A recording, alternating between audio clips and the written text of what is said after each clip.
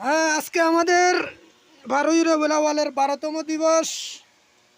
এটা সৃষ্টিপ্রেমিক দরবারের জন্য 12তম দিবস। সৃষ্টিপ্রেমিক আপনাদের একদিন আগে তো শুরু করে 12 দিন পালন করছে, আজ 12তম দিন, বুঝছেন? এর হাকিকত সৃষ্টিপ্রেমিকের কিছু কিছু ইশারা গায়েব থেকে ইশারা আসে, তারপরে করে। আরও একবার বহুত আগে একবার কদর পালন করছিলাম একদিন আগে, তখন এক বুজুর্গের সাথে দেখা, কয় যে তোমারটা ঠিক, কয় আর যা করছে জগতে ভুল। তখন এটা আবার বলা যায় না, কারণ পাবলিক প্লেসে এগুলো বলা যাবে না। তো বলছে তোমারটা ঠিক।